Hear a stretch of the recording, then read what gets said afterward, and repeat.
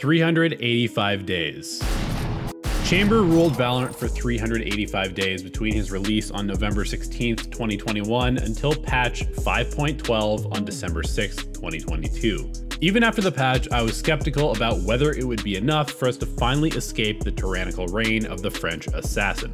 But the stats really speak for themselves. This tournament played half of its games before the nerf and the second half after patch 5.12, and the picture is so clear. Chamber is dead. In fact, Chamber might now be the worst agent in all of Valorant, at least competitively speaking, and here's why.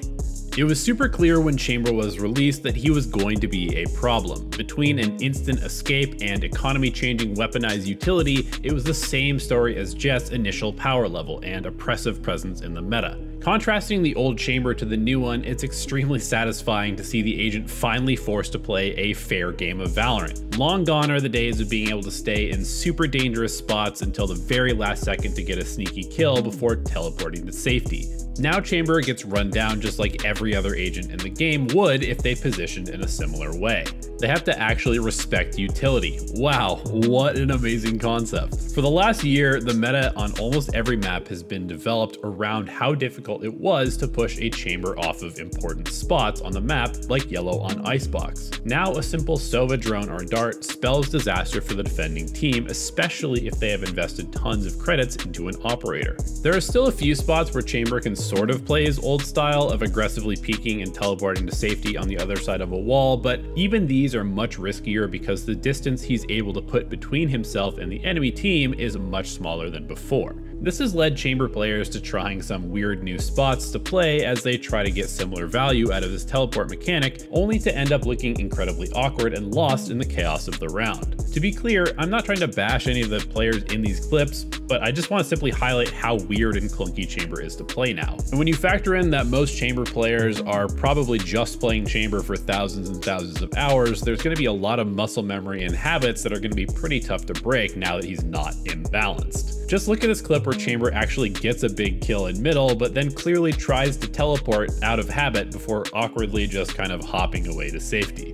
If we're being honest, the teleport changes alone were probably enough to severely impact Chamber's ability to play the game, but Riot went several steps further, including this nerf to his trademark's range. Now tied to his alarm bot style ability, like Killjoy, we can see Chamber looking super limited in his ability to control the B side of the map and kitchen on Icebox like he used to before patch 5.12. Now I want to actually highlight this specific round because I think it perfectly shows how the new Chamber functions in a competitive environment. The round starts with a showers heavy default from the attackers, and we can see the defending Chamber set up on the B long line with his tour de force. It's obvious from how the attacking Sage is playing the situation that they know Chamber is here, and therein lies one of the biggest nerfs to Chamber. There's only a few very specific spots on maps now where Chamber can kind of use his nerf teleport the way it used to be used when it was broken, and B long happens to be one of them. Generally, it's just pretty easy to read where Chamber is now because there's not a lot of good places to play, so as a result, Sage is happy to hold a passive line and hope that Chamber gets too aggressive and just walks into her crosshairs. Meanwhile, the rest of the attackers fight towards the A site.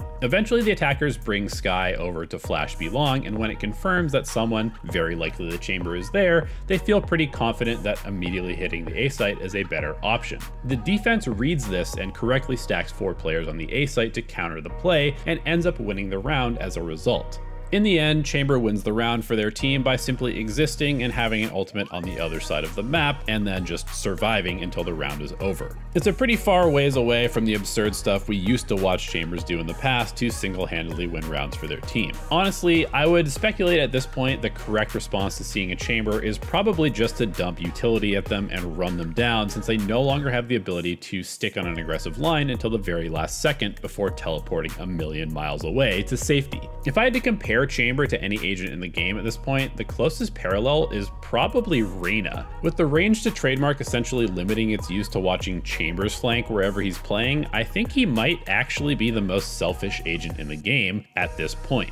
Reyna can at the very least flash for her allies, while all of Chamber's utility is dedicated to benefiting himself and really only gets value when he gets kills. In general, I think it's probably correct to think about Chamber as if he was now Reyna, because it's very likely that he'll probably do well in uncoordinated ranked games where people simply don't use their utility correctly to push operators off of angles, much in the same way that Reyna gets value from people taking solo fights against her, and so it's very likely that Chamber is still going to be an option for op-crutching smurfs, but in any organized setting, it seems to be clearly one of the least impactful agents in the game. I watched every single round that Chamber played post-patch in this tournament and didn't see a single moment where he actively took over or seriously impacted the outcome of the game. Even in the one game where Chamber's team did win, it felt like literally any other agent in the game could have done the exact same thing that he did with similar impact.